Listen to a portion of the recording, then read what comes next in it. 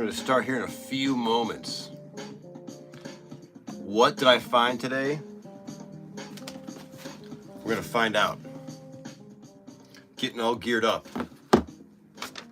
I'm your host, EJ Parker. We are live. Vintage Classic Solutions. You are in my vintage and antique store. And you're going to see what I found today. These are things I didn't get to research. This is like a subjective, hey, what'd you find, right? Because as a dealer, I just trust my eye a lot of the time. I'm out looking for stuff in barns or antique stores or thrift stores, and I just trust my eye, because whatever is unique usually sells quick and for the most money. Putting my phone on airplane mode so I don't get disturbed from all you. I'm your host, EJ Parker. Please subscribe if you like this kind of stuff, vintage and antique. Can you say hi, TJ? Hi, TJ. This is EJ. All right. Thanks for joining. So when I'm out as an antique dealer looking for stuff to sell in my eBay store or Etsy store, I'm looking for unique, like things like this, things that are just unique and catch my eye. How we doing tonight? We're doing great. So I look for things that are just unique and maybe bizarre or handmade or very old, or maybe all those things combined. And then I buy them at a reasonable price, and then I take them home and I research them, and then I share them with you, my lovely YouTube audience. And that's what a lot of my videos are. It's stuff I've researched and I can present it. But tonight is something different and special. So tonight is things I just found within the past 4 or 5 hours. And then they just caught my eye. I haven't researched the price or the history, so we can kind of do this together. And my co-host tonight will be, I guess, my AI, my Chat GPT, which can be funny, comic relief, because Chat GPT gets things wrong a lot of the time. So do I. So let's see. So again, this is more of a, hey, let's look at this and figure it out together, because I haven't had a chance to do that yet. So this is what this is all about. So let's look at this. I got this at a thrift store today. This caught my eye because it's freaking beautiful. Look at this thing. This is a real shell. I hear the ocean. This is gorgeous. Look at these ruffles, or whatever these are called. Today's show will have a nautical theme. Why am I looking for shells? A, because I love nature, and there is a nature category in my eBay store. But also, I've been doing one of my eBay or one of my YouTube shorts is White Sand Island, where I am a pirate marooned on White Sand Island, aka Northeast Ohio, in the snow in December, and I'm looking for I discovered bottles like this out in the snow as I walk in like this white powdery snow in the sunlight, so it looks like it's white sand. And I realize I need props, because like dead maple dead maple leaves on the ground don't look on the snow, don't have the right aesthetic for White Sand Island. So I'm looking for shells like this, and this is great. This is like, I think, $4. Now let's find out, what is this, right? This is something, it's worth more than $4. So this is what I do. So let's figure out, I'm not a shell expert, nor do I claim to be. So what I'm going to do is just show Google Lens. Let's keep it old school. I'm not even going to go AI. Let's see, what is this? Wow. I'm already seeing values way more than what I paid for. This is showing me that this is a giant crowned melon shell. Pacific Ocean. I'm seeing prices of, I don't know, some are a lot. Some are probably too much. I'm seeing, see the price all over the place. Some are $19. Some are $15. Someone wants $138. Someone wants $37. So these are the kind of things that you should, if you're out at a thrift store and like you are a creative type or even a reseller, pick these up when they're under $5, because they're worth more, and they're just great. I mean, for whatever you would need this for, this could be a dish of some sort, for a plant. This has got this gorgeous, it's like these sharp little tips almost. Really nice. I'm going to use this as a prop on White Sand Island. So it'll be in the corner of the screen, like cause I've had some comments on those videos. It's my most watched YouTube video. It's like almost 16,000 views from like a week or two ago. This poor pirate is marooned on White Sand Island. But I need some more props. So, and this has a great smooth texture inside. This is awesome. And the color, it's like almost like a peach,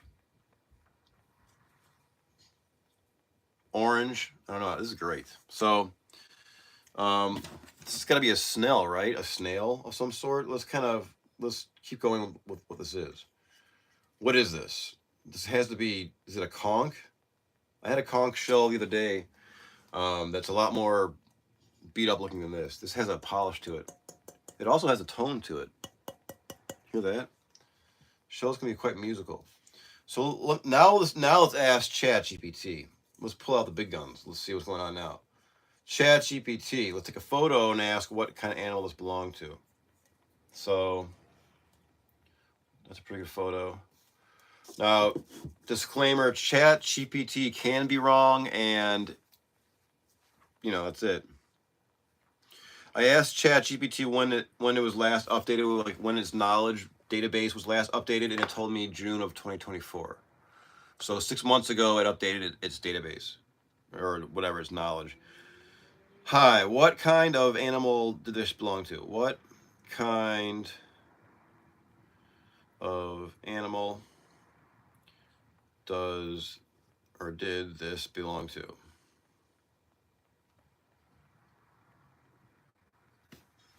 Get that in a frame. Let's see what it says. This is a large seashell, most likely from a species of a genus Symbiola malo, or related to other volutes or large marine gastropods. The distinct spiral pattern and ornate fluting along the edges suggest it belongs to a family of carnivorous mollusks. Whoa. That live in warm water. Wow, so this is carnivorous?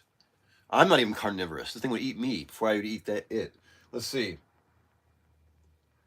Shallow, warm water. These types of shells are often sought after by collectors due to their intricate designs. It caught my eye. Wow, so this is a carnivorous mollusk. Man, and it is sharp. I'm not sure how that is. It a grinder? This would be like a grinder.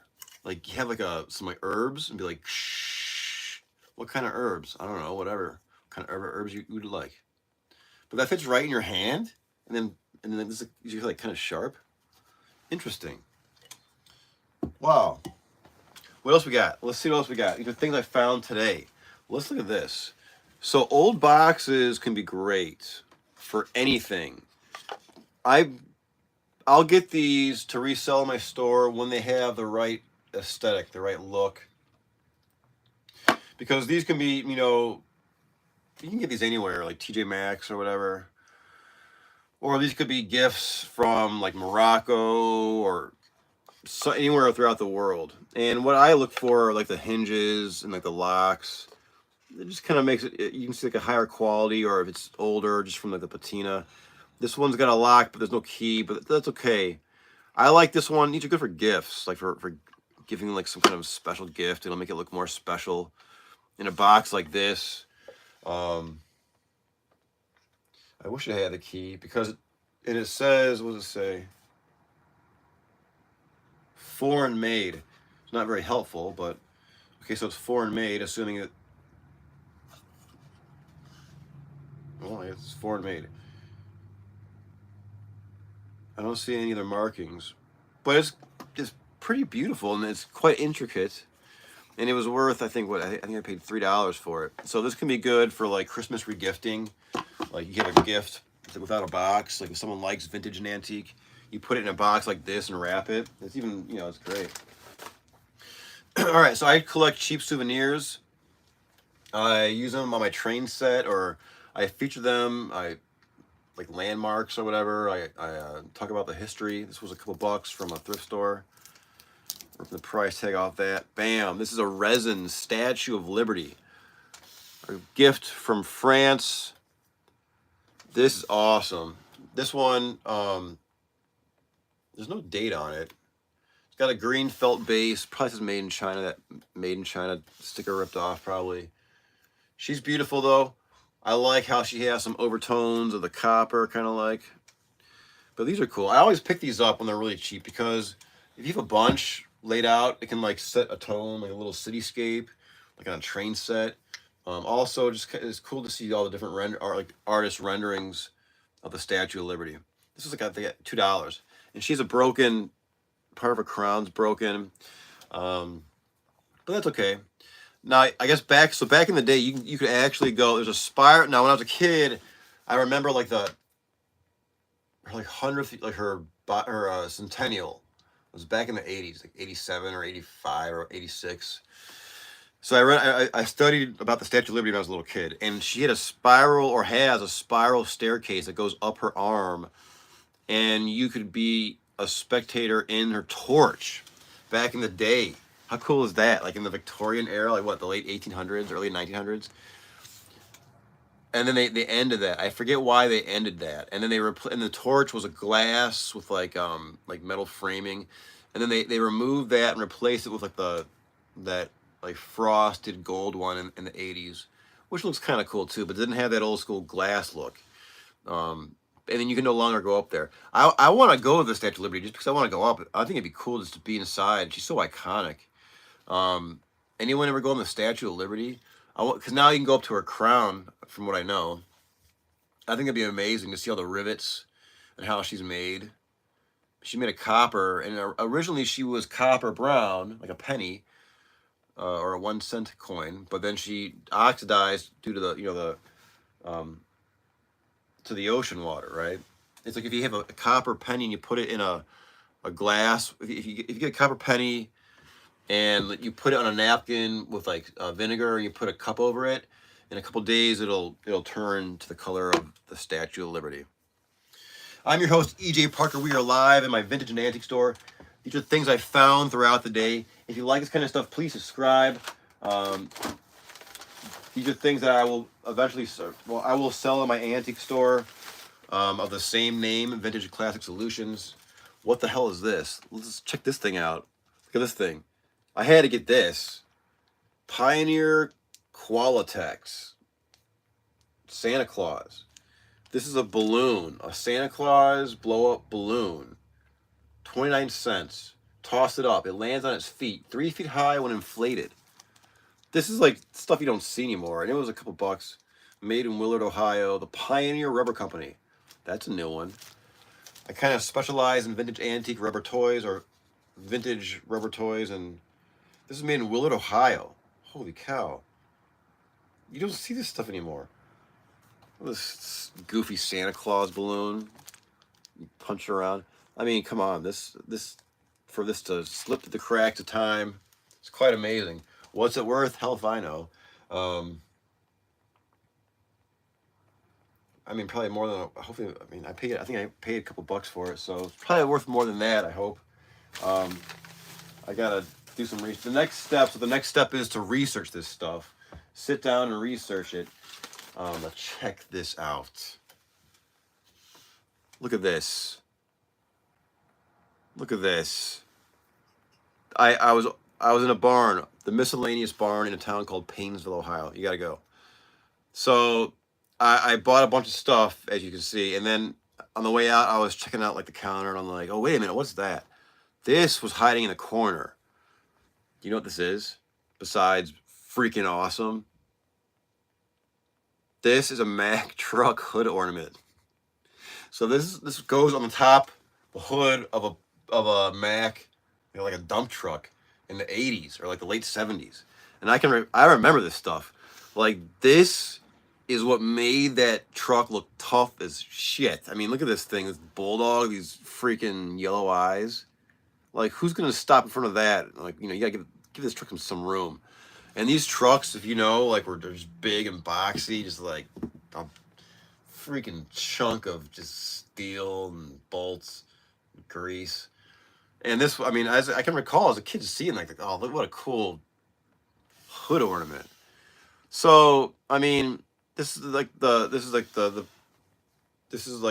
dilemma of my life. It's like, well, yeah, I gotta sell this thing, but the other half of me says, no, you gotta drill a hole in your Toyota RAV4 and put this in there, and this is the new hood ornament for your Toyota, because it is a Toyota RAV4. At least my old one from like 2010 is technically, it is a truck. I checked the title, it is a truck. So this would, I mean, this is a truck hood ornament, so this belongs on something. This can also be, I can mount this. I mean, this, like, I should sell this right now, and it'll sell. I bought this for how much? Let's talk money. I bought this for, I think it was like $25. I could sell this for $50. Are there ones that are cleaner condition? Yes, but are they gonna look like this with these kind of like, they almost look like rivets, these little divots in the, like the zinc. It's like a cheap zinc metal, and then there's eyes. How cool is that? This is a freaking awesome hood ornament. So this can be repurposed. You can like put this on a nice block of wood or marble, which I'm sure I have both of somewhere, and like make like best dad award. How cool is that? Or like best truck driver award. I mean, there's so many things you could do with this besides just marvel at its freaking awesome beauty. So I gotta think about what to do with this, because it's one of those things, like if I just sell it right now for like 45 bucks, okay, I'll make 20 bucks maybe. But then like, and then in like 4 months, I'll be like, ah, shit, I shouldn't have sold that thing, 'cause I want it for an art installment, or it could be a great gift for someone I know that would, that would need something like this. So But this is from the late. Now, as far as what is this? It's made of zinc, like a pot metal. Nothing fancy. But I think the icing on the cake are these two eyes. I mean, it's like a, it's like a, it's just like plastic beads, and they really didn't have to do that, but they did it, and it looks awesome. I don't think there's a light in there, is there? Oh, there is a wire now. Is there a light in there? Because if it is, like I don't recall seeing as a kid like trucks with lights in their eyes, but that would be freaking awesome. So this is awesome. Hood ornaments, things like that. So if you are a vintage and antique dealer or you are aspiring one, do it. This kind of stuff sells. Why? Well, there's a lot of crossover. You want to look at to crossover items, or you want to look at items in a crossover perspective. There are two ways to look at it. So this could be, of course, yeah, it's a hood ornament. But why? But who wants this? Okay, well, maybe someone's father drove this truck, or someone's grandfather or uncle. Maybe someone likes these dogs, right? Then you got like the dog, like the bulldog. Someone collects bulldogs, right? Someone collects steampunk. This on a steampunk whatever will just freaking look awesome. It looks awesome the way it is. Repurposing that stuff. So you got to look at different perspectives. There's a lot more than I just named. Different ways to market this, right? The more ways you can market the item, the more money you're going to make and the faster you're going to sell it. You just don't see those very often. I mean, so what else do we got? We got more. Don't worry. Now look at this. I said today was like a nautical theme, and I'm not kidding. I gotta separate materials, glass and metal. Never mixed. Look at this. This caught my eye. I love glass. I collect glass bottles. Glass sells. Glass is amazing. And look at this. This is a blobfish. A glass cranberry solid blobfish. Now, I'm going to venture and say this is vintage because, again, this stuff I just bought today. I haven't researched any of this. This is hot off the whatever. But I can tell it's done in a quality fashion, meaning I see some artisanship, just like the quality of the mold of the glass or the flow of the glass. I mean, sometimes this stuff could be Scandinavian. Sometimes this stuff could be studios throughout the United States. I don't see a maker's mark, unfortunately, because that'll make it so much easier. I couldn't find any comparables to this. This could be Italian, like Murano, but it doesn't have the Murano look. Maybe it does on through the camera, but in hand, it doesn't look and feel like a Murano piece, which is a famous Italian, Venetian, I believe, Italian company for glass. This has a texture to it. It's not like glossy. It does have a texture. And there's no chips. Remarkably, from a thrift store, there's always the obligatory chip or crack, and this lovable little fish does not have one. So this could be worth, now I'm just gonna, I mean, this was like, I think $4, but something like this, I always get when I find glass pieces that look artist made, because this could be worth, I'm just going to throw out some numbers here. It could be worth $45, or it could be worth, $175. If it's some famous maker, you would think they'd have a maker's mark on there, and then it could be worth a lot more. Or it could be, I could have been fooled. It could be something like from just your local big box store, and it's worth, $15. But the bottom line is I like it. So if it was worth $15, I think it's just a unique blob of glass blobfish. But I don't think it's 15. I think it's worth a decent amount more. And I'll have to find out. But I haven't found anything yet online, comparables. And that could be a good sign, meaning it could be a rare piece. But we'll find out. I'll keep you posted. All right, what else we got? I am your host, EJ Parker. We are live. Please subscribe if you like this kind of stuff. These are things I found from today. This is what'd you find today, EJ. Removing this cost $4.77. Now this stuff you want to look for. Now at first you think, oh, it's just a copper cup for whatever, for pencils. But if you look closely, that's very, very fine detailing there that appears to be hand done. So that's just remarkable right there. Now, again, I got this today, so I have no idea. And I see, now you see, yeah, I'm sorry about this lighting. The rim, there's detailing. So things are coming out of this the more I look at it with you all. This is quite remarkable. This could be quite old. This could be, at first you think, oh, this could be from, mid 20th century, made in India. Or this could be quite like 100 years older from Morocco. Or who knows where. Trying to see Maker's Mark. That would save me so much time. And this appears like it had a lid. You see these rims? Whenever you see like a beveled or something like that, like a rim, this probably had a top. And this is from a thrift store. And I looked. I went back to look, excuse me. I went back to look for the top. I couldn't find it. Sometimes you can find it. If you find whatever, a ginger jar, a cookie jar, whatever, anything without a top at a thrift store, just circle back around and you can find it sometimes. And it'll be priced, but then like if you show them at the counter, they'll be like, "Oh, I'm sorry," and they'll put it together for a better price. But this is very extremely intricate, gorgeous, like floral patterns. It's got texture to it. It's something you can walk by very easily, but it caught like this, the detailing caught my eye, and then now the more like it's quite remarkable, and the lighting here doesn't really do it justice. So,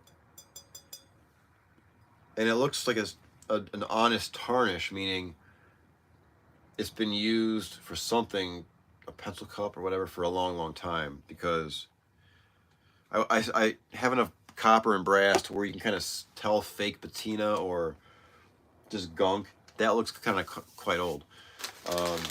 So that could be worth, I mean, if it's the right era and the right, I got to figure out the genre of what that is. That could be worth $200, give or take. I saw comparables around that price range, but again, this is just preliminary, just quick look-throughs. What else you got, EJ? Check this out. Look at this. This is something like that. It's kind of a unique thing. And I can see this selling quite quickly. This is like your glasses case, right? You put your glasses on your desk or whatever, and you put them in here. Now, it's made of ceramic, and it's got this, like the optician, the eye doctor, like the eye check or whatever. It's made in Japan. Is it? Yeah. By something or other. Chadwick. So this is like got a particular vibe to it. And things like this sell quickly because physicians, doctors collect this stuff. It looks great in their office if they want like a display. And again, this kind of stuff, you don't see that often. And it's made of like a ceramic. So this would sell. This is a couple bucks. I could sell this for probably 20 bucks or more, give or take. And that's easy to ship because it's so little. These are things I found today. This is things I found. I am a professional vintage and antique dealer. My name is EJ Parker. I'm your host here at Vintage Classic Solutions. Let's see what else we got. All right, so this, check this out. This is beautiful. I love this. This is charming. Look at this starfish. This could be repurposed for a lot of things. This could be a great star on the top of your Christmas tree, right? Look at this. It's got like these little, just like, ta-da, I'm a starfish. Frozen in time. Now, I didn't find this on the beach. I found this in a barn. It's quite beautiful. Nature is quite amazing. And this starfish confirms it. Look at this thing. It's gorgeous. Starfish, wow. It's amazing to think that this was like soft at one point. When I was in Thailand, like, I don't know, 2011, or no, probably this is a long time, like 2000, I don't know, 2007. We went to this beach in Koh Samui, and there weren't these things, starfish, but they were giant sea cucumbers, and they're purple, and they were like this. And I remember going to the lifeguard, and I said, "Are those poisonous?" And she's like, "No, you can. I mean, you can touch them, and they won't hurt you. Don't hurt them, but they just, if you touch them, like they'll squirt water out, and that's it." And like it's like, so like the water was really clear, but you saw these huge, essentially like purple cucumbers in the water, and they're really soft. So I can imagine. I don't think I've ever like discovered or touched a real starfish in the wild, but the texture would be this is like, this is rock hard. But I got this. Actually, there's two of them, I think, because again, White Sand Island, a pirate stranded on White Sand Island, or marooned on White Sand Island. This would be a great starfish in the starfish on the white sand, aka snow in Ohio. Bam.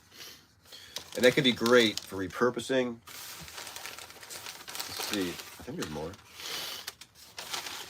What is this? This is not a starfish. Oh wow. This is cool. This was a couple bucks. I think this is a hummingbird. I think this is a hummingbird birdhouse. Do you have hummingbirds where you live? This thing is made of copper. It's made in Turkey. These things like this can sell for a surprisingly large amount of money, more than you would think. Things like artisan-made watering cans or birdhouses. So I needed to do. There's something in there. I don't think it's a hummingbird though, but this must be like a hummingbird birdhouse. This is adorable. So things like this, keep your eye open for, because these can be worth a lot more money than you'd think. Especially like watering cans, small copper and brass watering cans can command a decent amount of money. I need to research this one because that'll be fun to sell, easy to ship. Oh yeah, now we're getting into something. This is cool. This is gorgeous. Just like you. Otto L. Cross, druggist. Look at this old school vibe. Good evening, Sketches and Threads, my friend. These are things I found today. Things I just discovered out and about today. I haven't had a chance to research these or price them. This is just, hey, EJ, what'd you find? So I found this bottle. Look at this. This is an old school druggist bottle. And I bought it for the label because so many of my bottles that I own, like this beauty from 1810, give or take, old champagne bottle, they don't have labels. They either never had them or they've been gone for 200 years. So when I do find a bottle that's not that old but old-timey that's got a label, yeah, that's what I said. The font, that's what caught my eye, exactly. We're in the same boat, Sketches and Threads. That font, I was like, ooh, what's that? And then I'll read it. It says Otto L. Cross, druggist, and then there's more. Oh wow, it's a date. Oh, see, this is why I love labels. I just spend like hours trying to like read obscure websites and books to try to guesstimate like an old bottle, like an old pirate bottle. But if you fast forward a little bit later, it makes your life a lot easier if a collector. But I don't want the easy route. I like the hard route. This says September 14th, 1928. Interesting date. It's my brother's birthday. 1 capsule 3 times a day, after meals and at bedtime. Dr. Styles. Dr. Styles. Change my name, Dr. Styles. The finished conclusion of Dr. Styles? No, it's EJ for sure. We have an address.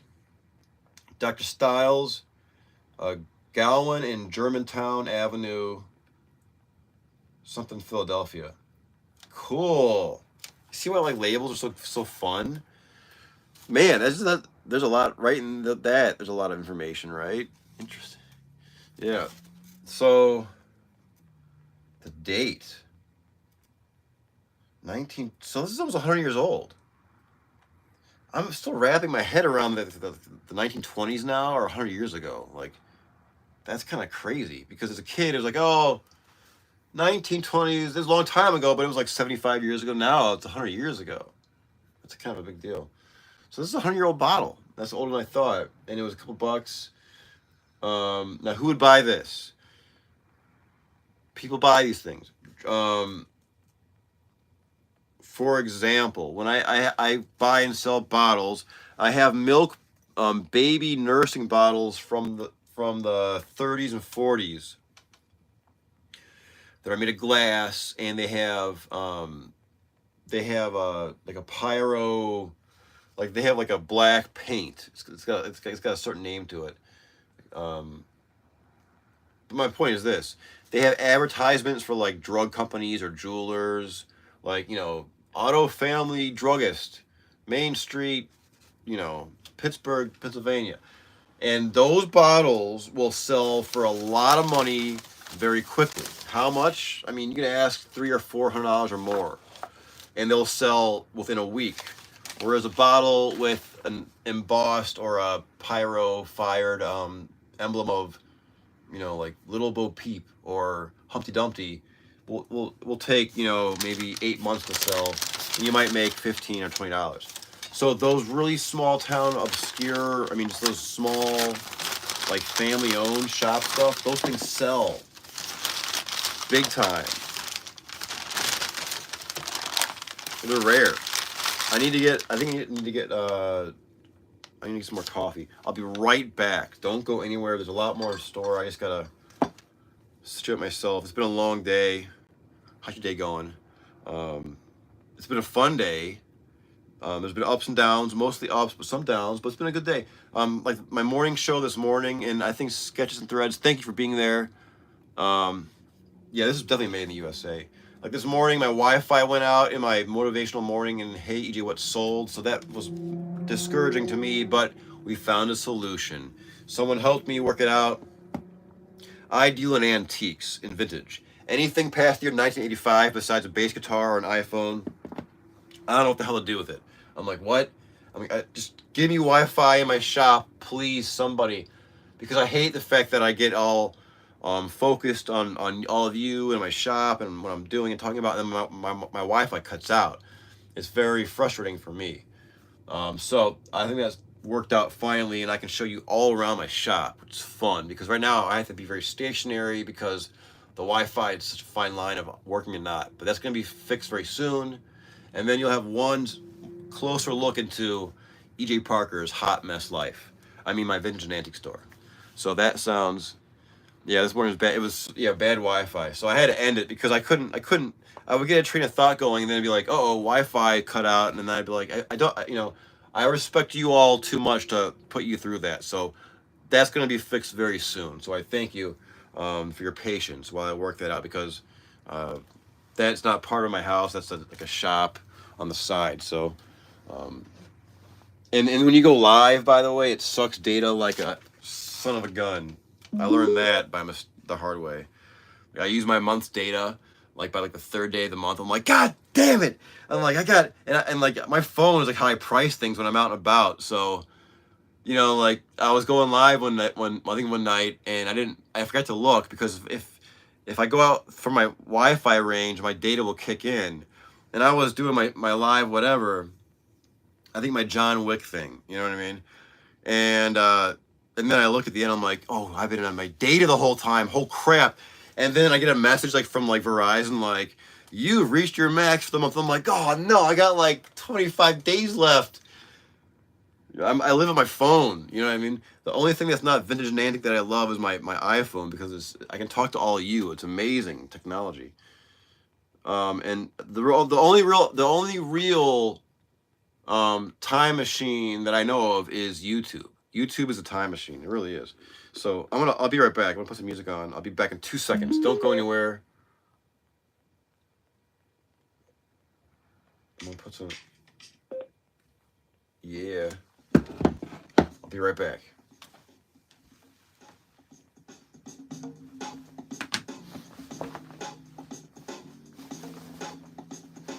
I have a sign. Where's my sign at? I had to write it backwards. That was challenging because it's backwards in your video. So I had to write it backwards so like it makes sense. Hold on.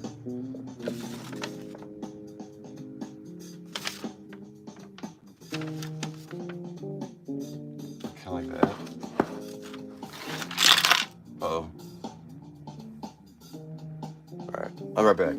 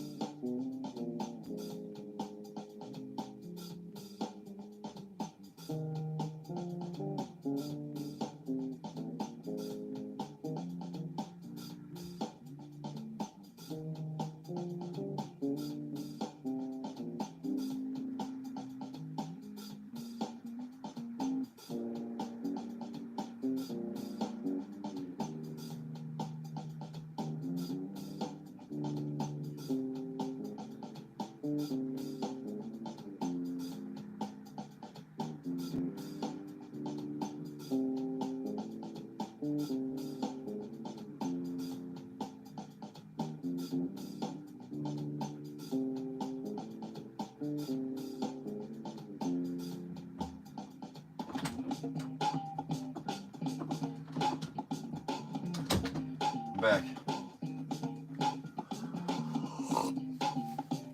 I'm back.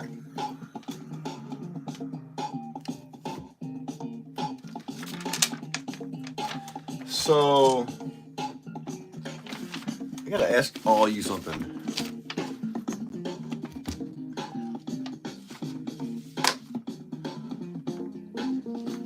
Are there any other YouTube creators in this stream or anyone else? Because check this out, or anyone else.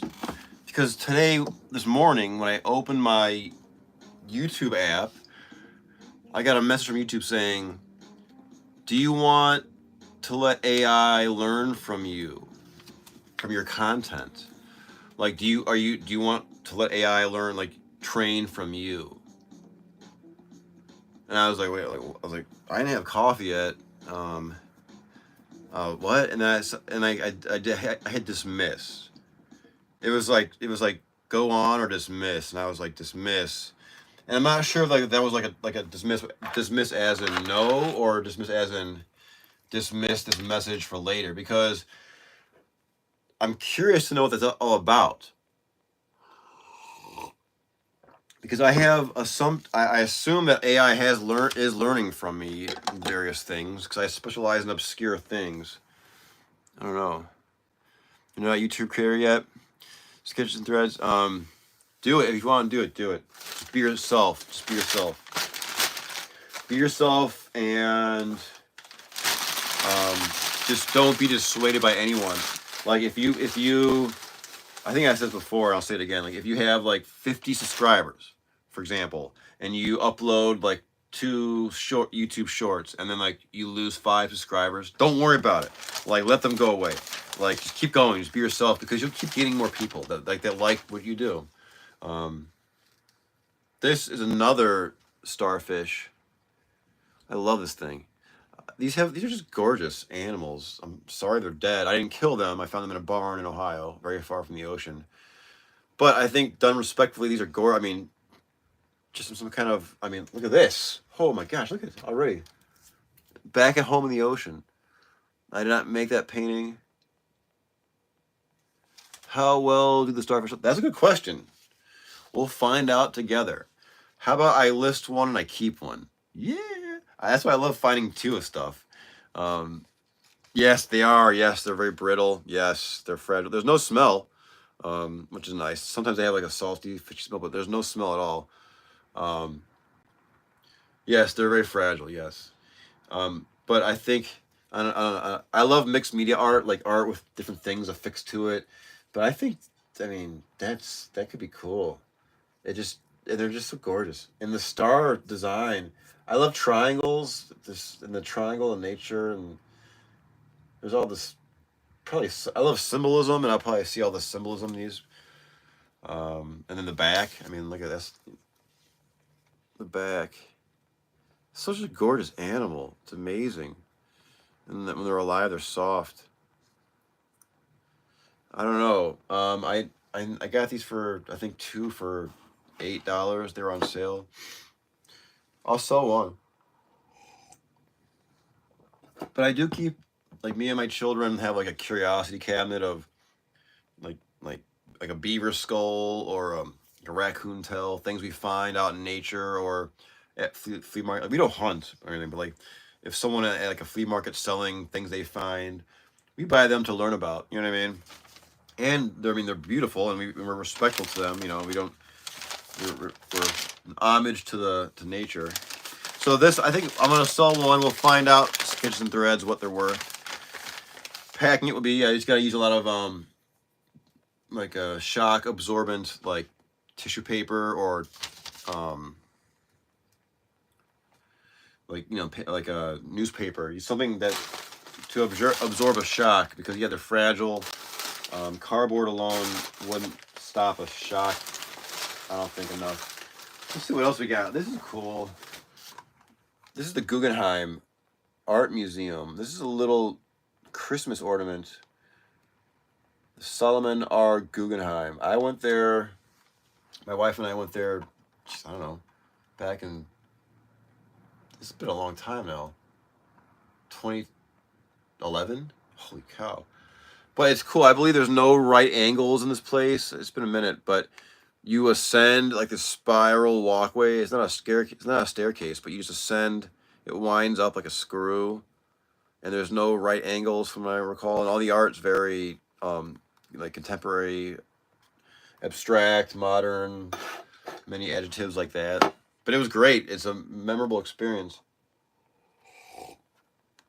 I'm sure this thing cost a fortune, and it's got some Japanese writing, so that means it's probably even cost. This is from 2002, so this is vintage.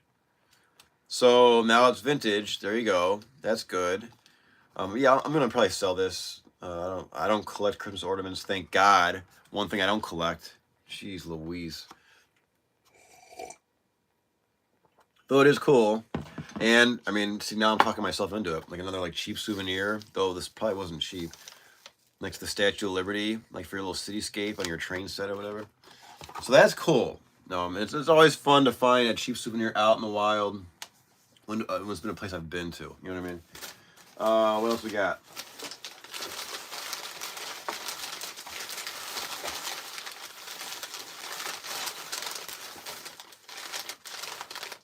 Oh yeah. Oh yeah, there's more. This is great. Let me get this starfish out of the way because I'm nervous. Because Sketches and Threads said, yeah, it's a lot of, they're fragile. Are there a lot of abandoned barns around you, or do you go searching for things? So yeah, I mean, no, there's, I can't, I mean, legally I couldn't go into someone's abandoned barn and look for stuff unless I had permission. But barns, I mean, there are some like for example, there's a place called Miscellaneous Barn in a town called Painesville, Ohio, which is like two huge barns full of miscellaneous things, like vintage and item, like it's like a resale place. They go out and they buy. I'm sure every community has these kind of places where someone goes to like an estate and just buys everything. and they fill up these trucks and they bring it to a barn, and then they just sell everything very quickly and cheaply. Some things they price very highly at auctions, but I know like every community around my area has like a version of this, and some are bigger and some are small. Some might be like in a shopping mall, strip mall area, but this happens to be like in an actual barn. So it is. I mean, it's and you can find anything. I mean, any kind. And there's other barns I go to throughout the area, and I mean, you can find anything in a barn. I mean, that's just they're so magical. A magical barn, because I don't know. They've been covered by dust and time long enough to where you can uncover something maybe quite unique.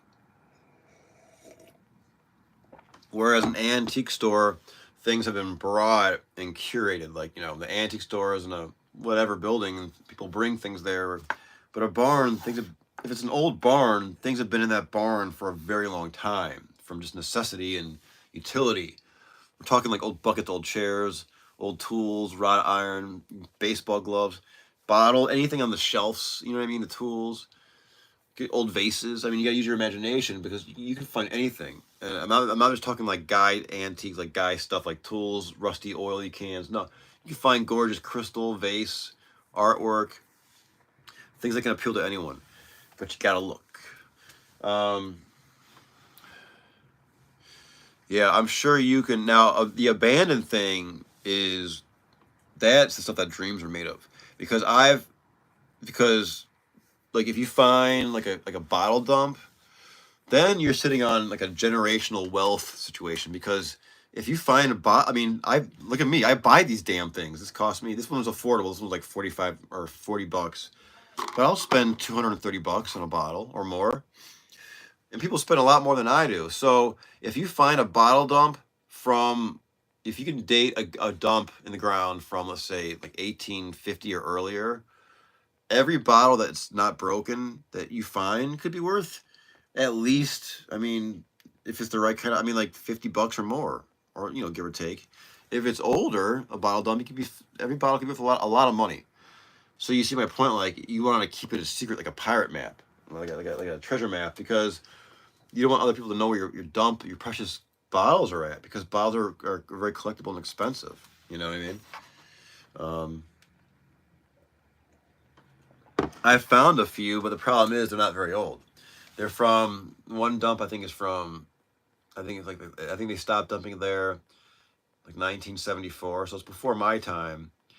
And you'll find like, you know, like 7-Up bottles, but nothing old. But it's still fascinating. I think I do so. I've done some videos from that dump before. I think it's like metaphysical contemplation. I give it some crazy name. I walk around the dump and I think about my life. And then there's some other. Oh yeah, and then there's another dump that's much older, from I think like 1890. And then you'll find some stoneware stuff. Yeah, I'll keep an eye out for bottles. I've only seen recent bottles. Yeah. But you want to train your eye, Sketches and Threads. Like, just, I mean, if you like the old black glass like I do, then, I mean, watch my videos, watch other people's videos, because it trains your eye just to see that aesthetic look. Because you want to expose your eye and your brain to as much as you can of that thing, because that's what's going to help you find it when you're out at an antique store or whatever. And trust me, your eye will catch it. And you'll be like, oh, wait, you put the brakes on and you'll look. And you'll be like, oh, wait, that's one of those things that I saw on YouTube. That's how I do it.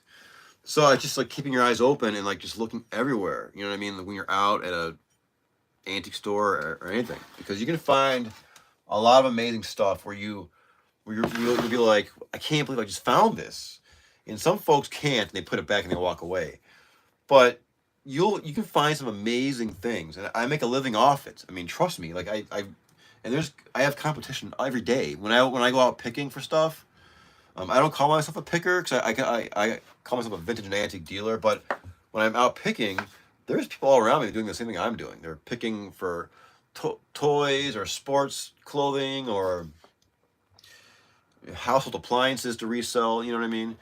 And we all kind of have our niches. You know, and I'm like the antique vintage guy, and I think a lot of people are intimidated by antique and vintage because it requires a decent amount of research, but I like that. So I guess it's my personality type. Like I can like deep dive if I wanted to, like into shells for 2 months, if I caught that bug. There's something about my personality that goes in waves of 2 or 3 months where I deep dive into something like some kind of subject matter, like Native American artifacts. I just found these, not on the ground in the forest, but in a barn. This is a crossover. This is gorgeous because let me just read to you what this says here. This is like a roadside tourist trap homemade souvenir with a real artifact. So check this out. Western string tie, authentic field found arrow point collector specimen, turquoise gem, top quality cord slide. Handsome, fashionable, found in Michigan. So that's cool. Bird and small game point. This was a couple dollars. This is gorgeous. This is like a Western style tie with an actual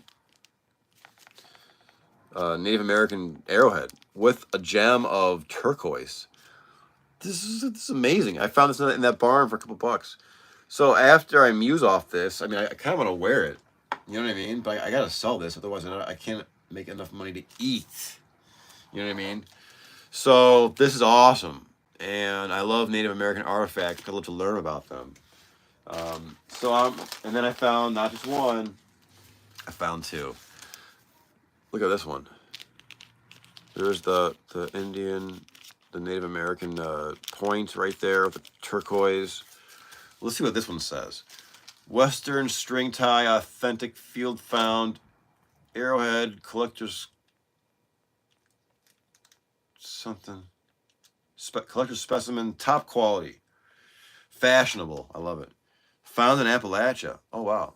Big game and man killer point. Whoa. For $1.50. Or for a couple bucks. Man killer point? Found in Appalachia. Look at that. It's about, I'd say about 1.5 inches. So, this is found in a barn. So, this is like someone's, even like a roadside tourist homemade thing. Like, hey, this is why I love it. Because that's why I don't want to really even take it out of the thing. Or like a flea market kind of vibe. It's like a whole package. But then again, if you took it out, that'd be pretty slick to wear that. I mean, it's kind of, or to repurpose that. That's got some possibilities, folks. Just like you and me. What else we got? We are live. I'm your host, EJ Parker, here at Vintage Classic Solutions. Hey, EJ, what'd you find today? This caught my eye, and I have no idea what it is. I saw it, and I said, yep. Maybe you agree. Isn't that adorable? I love this. Folk art. Like a young lady on a boat. I'm sure this means something. I love symbolism and symbology, and I gotta do some research. I just got this today or yesterday or something. Today. Got a name. It's like stiff, some kind of board. Hand knit. This is gorgeous. I love the pink. How cool is that? I can't tell where this is from. I gotta check on. Let's check right now, shall we? Let's see. Let's see what Chat GPT says, and then we'll compare it to good old Google Lens. All right. So this is what I do when I don't know. When I don't know where to start. We'll start with Chat GPT. But actually, one of the best things to identify still is eBay Lens or whatever it is, because eBay's really got a really good quality. Because eBay's got so much stuff, and people know what they have. That's why. Sometimes the internet doesn't know what they have, but if you're selling something, we know what you have. All right, what's ChatGPT? This appears to be a handmade textile art. See, this is going to be all just adjectives, a word salad. But let me read on. This appears to be a handmade textile art, likely a form of felt applique, or embroidery. The style and imagery suggestion may have cultural or folk art significance, possibly inspired by indigenous or religious artistic traditions. The use of vibrant color, detailing, stitching, and symbolic elements such as birds and the central figure are common in many traditional crafts. Do you know where this is made? or would you like help identifying its origin? I'll say origin. It sounds like it doesn't know what it doesn't know what it is. That's what it sounds like. This is Chat GPT, the app. Based on its design material, this textile art piece could be associated with indigenous cultures in North America, specifically the Inuit or Arctic peoples. Oh, maybe it does. I don't know. The imagery such as the birds, colorful embroidery aligned with storytelling and symbolic artwork seen in Native Alaskan and Canadian communities. That's cool. So maybe it is. I love it. So maybe that could be on the right path or not. I need to do a real search with a few other. I'd use Google Lens, and then I've told this to other folks. Surprisingly, one of the best like visual search engines is eBay, because again, if you're selling something, you know what it is and you say what it is, and they're not always right, but kind of more right than not. And then compared to the internet, which could be anything, or just some like a photo with no description, like on Pinterest or something like that, or various social media sites where it's just a photo without like a description, so you don't know what you're looking at, so it's kind of like a moot point. eBay is good for identifying a lot of stuff. Surprisingly, it's sometimes more accurate, or it has been more accurate than Google Lens.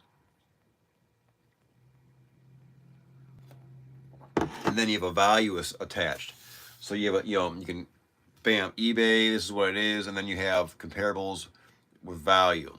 Now those aren't always right, but I mean, I do this for a living, for the past 4 or 5 years, and I mean, Google or eBay, the eBay Lens is surprisingly really good. So let me organize some of this stuff, because yeah, these starfish are fragile, but gorgeous. These are gonna. I'm keeping one. I like a little bent top. It's like ta-da!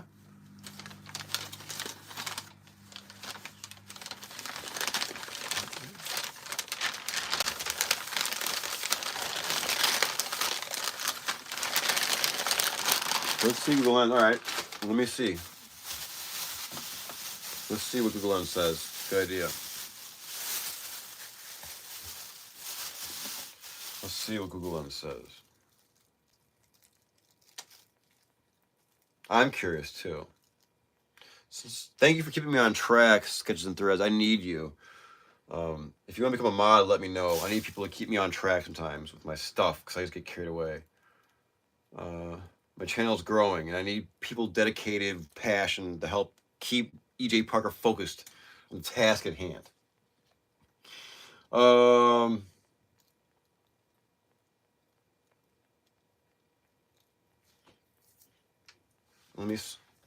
show you what I see. This is what I'm seeing. Things that are similar, but I haven't found.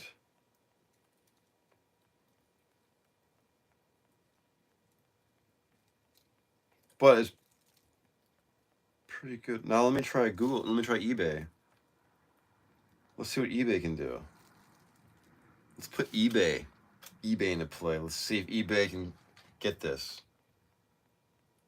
After I spoke so highly. All right, eBay, work your magic. Let's see.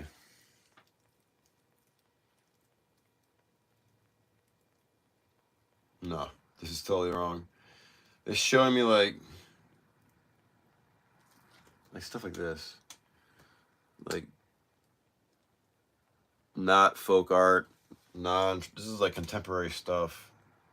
But yeah, I gotta scroll down a little bit, because sometimes you scroll and you'll find it. No. So no, all right, well, I stuck my foot in my mouth. eBay screwed that one up. But Chat GPT or Google Lens, that was the winner. Google Lens. So there you go. But that's what it proves. You got to have more than one resource, right? Just cross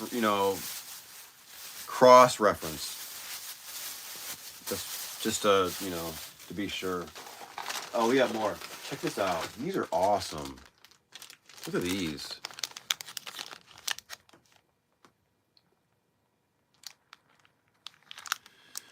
Yeah, I will try. It didn't. I think it's. And there's a name on the back.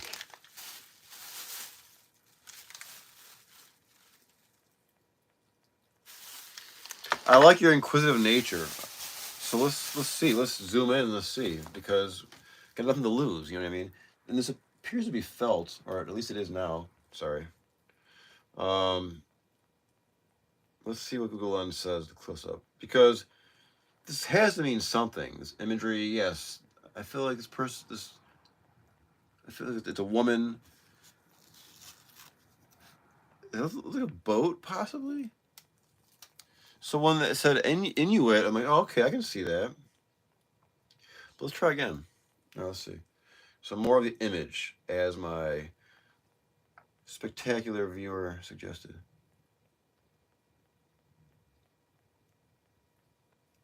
Something says Mexican folk art.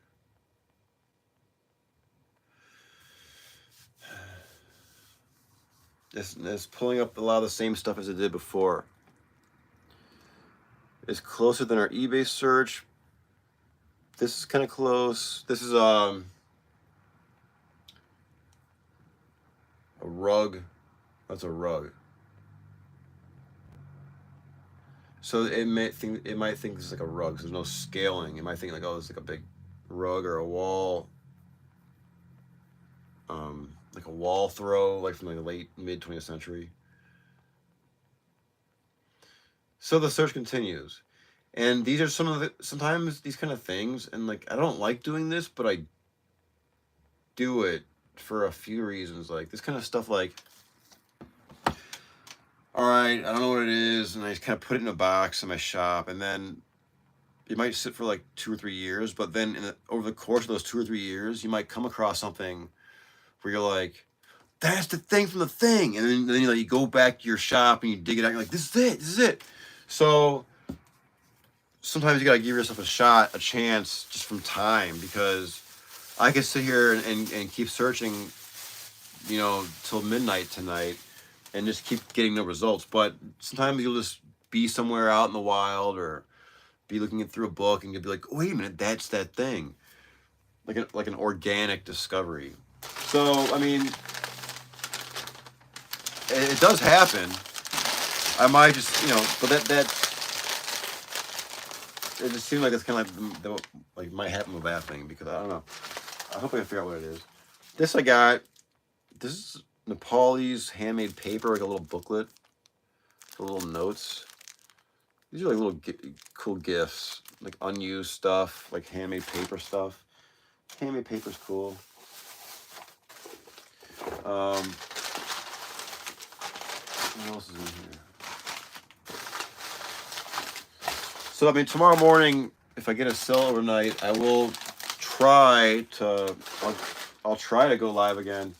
It's so frustrating, I feel bad to present my channel like that in front of all you fine folks. Did I show these marbles? Check these marbles out.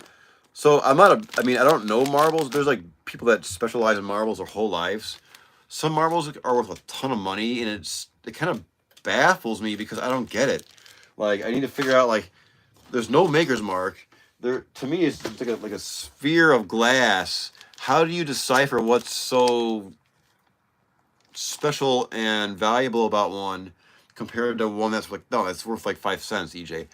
I need to learn that, and I haven't really jumped into marbles yet, obviously. These caught my eye because some of these are clay.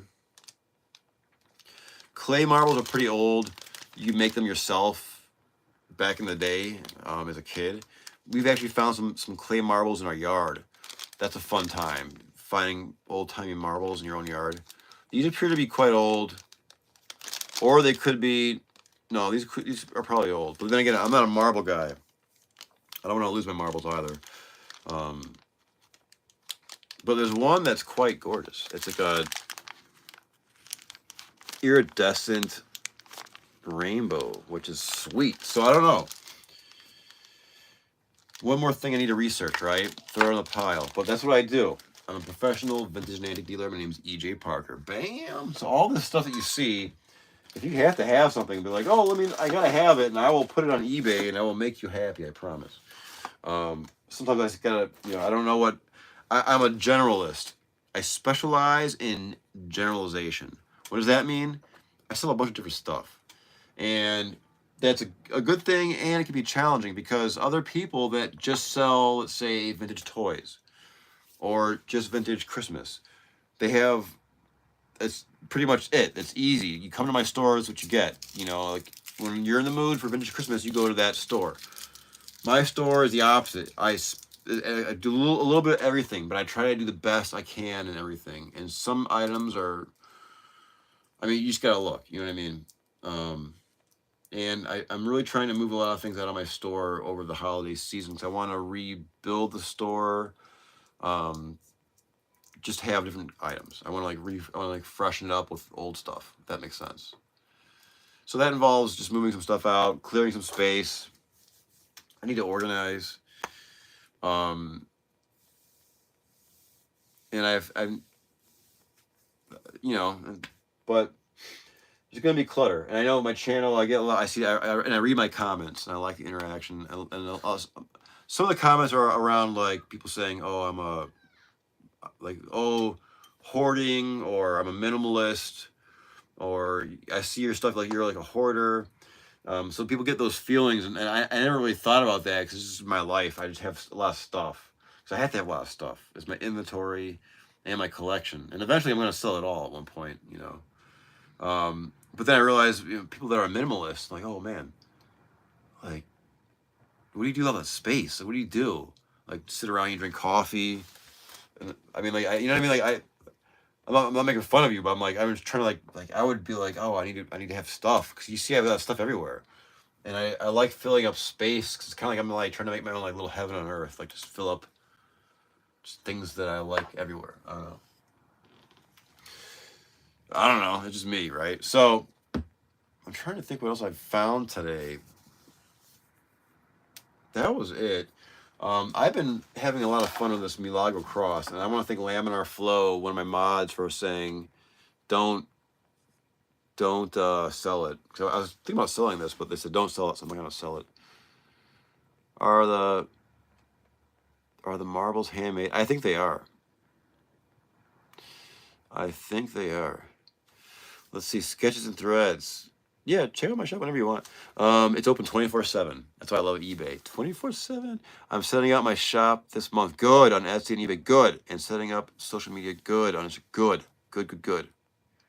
I secure the name and those. Good. Yeah, the name is important because I'll tell you. Some people take the approach on eBay, like they'll call their store like, you know, like Jim's Junk, and it's like just whatever. But if you don't take yourself seriously, no one else will. So it's good to be thoughtful about your name, I'm trying to provide a virtual experience to my customers. You know what I mean? But yeah, the name, because at first Vintage Classic Solutions was taken like 4 or 5 years ago when I got this ship off the ground. So I had to make the Solutions with a Z at the end. So if you ever see like one of my logos with a Z for like Solutions, then you know it's old school because I had to wait until someone got rid of that. Then I could get like, Solutions spelled regularly. So, and then I was so happy. I'm like, oh my God, I got it. And then I got it for all three. And then one kind of cheat is like you can always add your name. Like for example, like Vintage Collect Solutions on Instagram may have been taken, but then once I added EJ Parker and then / Vintage Collect Solutions, then it was like there's no one else had that. Then I could take it and it was fine. So you can kind of like wiggle your way around that. If there's a name that you love that you have to have that may be taken already, you can just maybe add a little something or other to lock it in. But that's great. That's what you gotta do. You can make some inspired from the cross. Zentangle, or you mean rectangle? Or triangle? What's a Zentangle? But that's good. Back to your stuff. So the key is, I think, is just to hit the ground running with eBay, because eBay is still a king. Etsy is good for, what is that? Zentangle. Now you got me curious, which is good. I like that. You have to hit the ground running. And what I mean is this: the more you list, the more you will sell. The more you sell, the more money you make. And then eBay becomes a money-making little engine. And I started eBay originally with a $600 investment, and it's been running and paying my bills. And I have a family and a house. Not all the bills, but like the bills dedicated to my eBay store, like like car insurance, like cell phone bills. I think some like the house, like the utilities and stuff. Um, it's all coming from my eBay store, is paying those bills, and day-to-day small necessities like groceries once in a while. But it's also how I buy my inventory. So, and that all started with a small investment of like $600. But I did that by just getting super busy, like going out. Like I was my own boss now. Like I quit. I tried corporate America for 4 years. I hated. I quit. And I'm like, well, I have a family and stuff. I can't just like move to Paris and freelance and play jazz. I could, but I got to kind of hold it down at home. So I just went out and I found as much stuff as I could, trusting my eye as an antique collector, and I sold it and stuff started selling. Now that was during COVID, which was a blessing in disguise because no one could go out shopping, so people went to eBay. And I was pulling in right off the bat like $900, $800 a week, $700 a week, and I was like, "Holy shit! I should have quit my job. I should have done eBay like 5 years ago." But eBay has since slowed down, to be honest, because COVID was everyone was shopping on eBay because there's no one else to shop. So I picked a really good time to go full time on eBay. But you can still make a lot of money on eBay. You can make a lot of money on eBay. But the key is this: the more you list, the more you will sell. So try to list 10 things a day. Try to build as much inventory as you can, because let's say you have 1,000 items in your store and you get sick. Well, guess what? You don't have to go out and find things, because you have 1,000 items to sit back on, and you can. And if those things in your store aren't selling, you can like do sale promotions. You can send offers, put things on sale to get them moving faster. That happened with me. Organic farm. That's cool. I like that idea. Yeah, this thing, I even like for like some tattoos, like this Milagros cross. Some of these little charms are just really charming, and like I love like this, like these hearts, like where is it? Like these, like the heart, like a tree of life coming out of it, and then there's a few that are like realistic, like a realistic heart, and then there's another heart with a crown, I think. And apparently, you would like if someone had like heart problems, you would get them like a heart cross, or you'd pray, or a heart charm, or you'd pray to the heart charm to help focus your energy, I guess.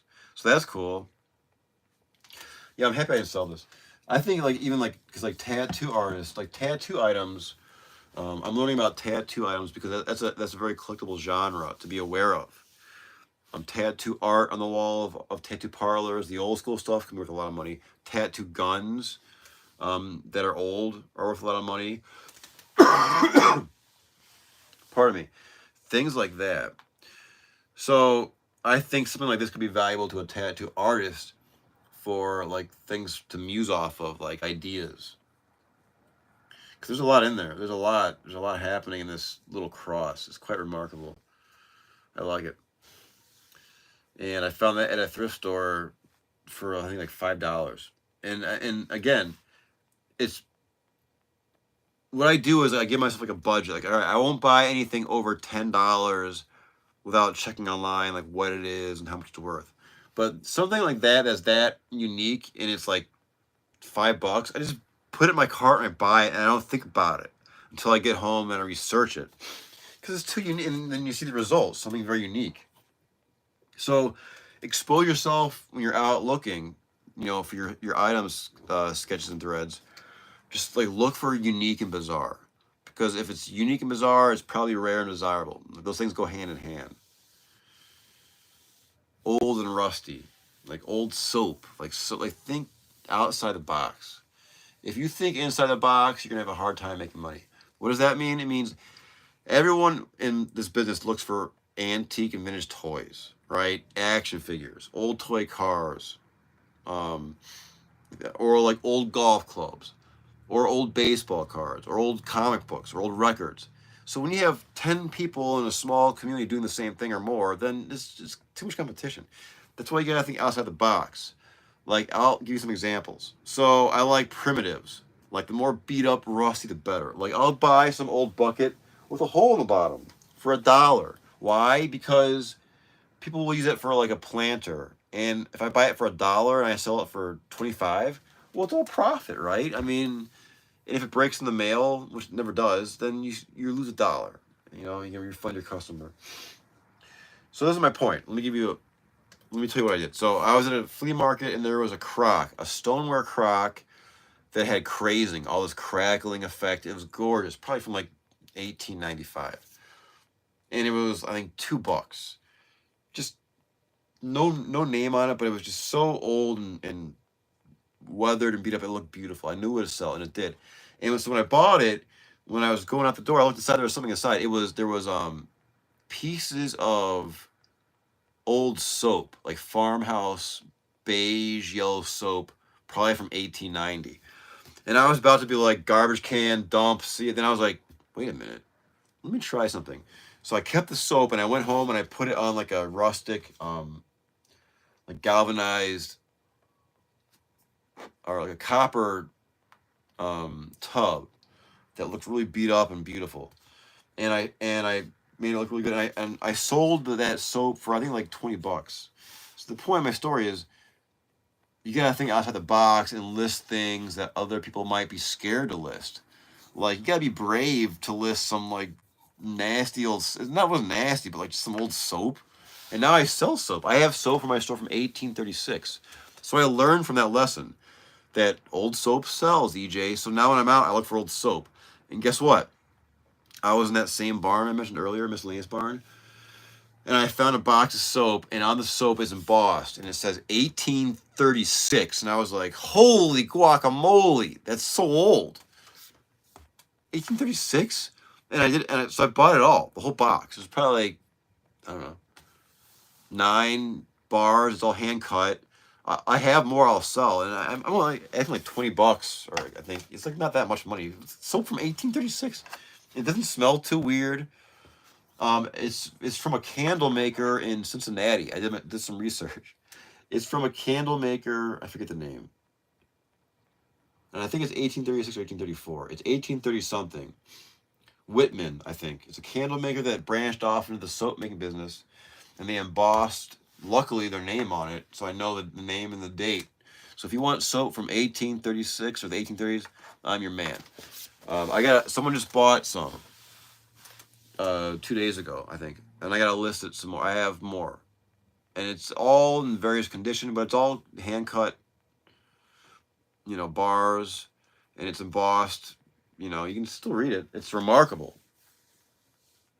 So you gotta think about things like that, because other folks would be like, this is to throw it away, but you have to see the beauty and the rarity in it, because usually, the old soap. Okay, cool, yeah, that's the old soap, yes, so that's gonna sell out eventually. You know what I mean? So I think each piece costs 50 cents, and if you sell it for $20 each, which it could be, I mean, that's rare. It's worth it. You know what I mean? It's rare soap.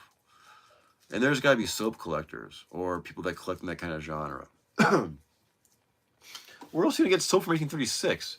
So my point is, think outside the box.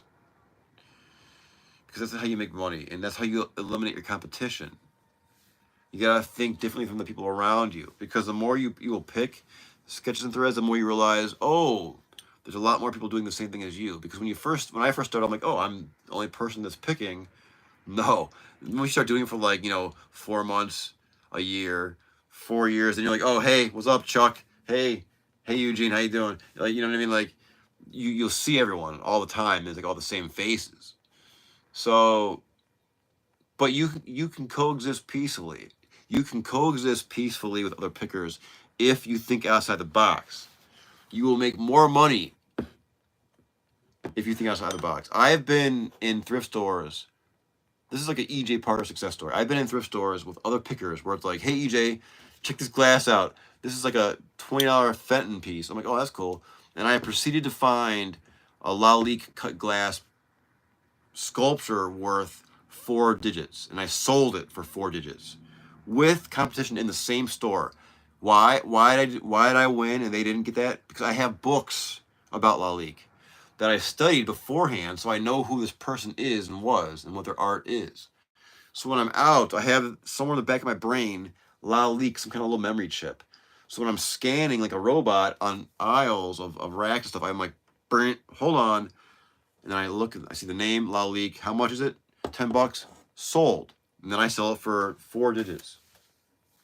Doesn't happen every day. But the more you expose yourself to fine art, to contemporary art, to any genre, the more likely you are to find it. I keep myself awake at night until I'm falling asleep with my phone in my hand like this because I'm researching. When I'm in bed, that's when I can find like research for me, like glass, things that aren't for my store, like things for me. And those are the things I share with all you, things I love, you know, like right now it's mostly like bottles, pirate bottles, black glass. But I get into you'll know what I get into when I get into it, because I'll just be all into it, and hopefully it's what you like as well, because you're gonna learn about it. You know, if you like it or not. If you tune in, and I'm in it. When I deep dive into something for about 3 or 4 months, which is like my realm of deep diving, you'll know, and you know, and you'll learn with me. You know what I mean? It's fun. That's how I learn, and I think it drives my family members crazy. But this is how I am. I can't repress it. That's why I had to do YouTube, because I have all this knowledge, or I'm learning stuff, and I'm so enthusiastic about it. And I go to my family members like, shut up, try to watch football, or they will be staring at their phone, ignoring me. And you know that gets old. You know what I mean? And on eBay, there's no one to talk to, like in the lunchroom. You know what I mean? On break. So that's you. Here's my coffee. We're on break, talking about antiques. But now I'm rambling. So I'm gonna plan my next move. I want to thank you. In Sketches and Threads, you are so awesome. Knowledge is power, yes, and it converts. It'll make you money. I have stacks of books. Like you see in my store in the morning, like those books in the ground. I need to organize those, but those are all like Lalique, Roseville pottery, antique toys. It's all, they're all over here, and you can get those at like antique stores for cheap too. Like they sell those, like those collector books from the '90s. Those are good resources, because those people that wrote those really loved their hobby enough to publish a book, right? The pricing is always off kilter, because in the '90s, the prices were way higher than they are now before eBay. But there's a lot of information that's really helpful. And again, those books are like $1 or $2. So Sketch and Threads, just buy those books. Even if some subject matter you don't like, just buy the book for $1 or $2 about like Czechoslovakian perfume bottles from the 1930s. Well, I don't have those. I don't really like those, but I'll buy the book for $1, because trust me, you'll find a collection of those Czechoslovakian perfume bottles in the future, and then you'll thank yourself, because you'll now have a textbook, and then you can price them really easily, and all your listings will look really professional, because you'll have a text to be like, to fall back on. You know what I mean? So just keep your eyes open. Publishing a book show, yeah, exactly.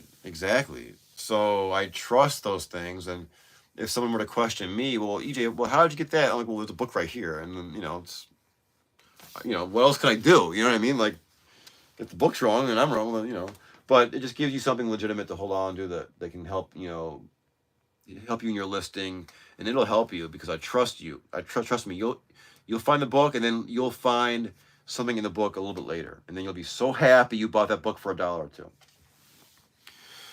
Sketches and Threads, I wish you an awesome night. I hope to see you in the morning if I sell something. If not, I'll figure out something else to feature, because I have a lot of stuff, almost too much. But that's a good problem to have, and you're a good friend to have. And as always, thanks for checking in, and have a good night.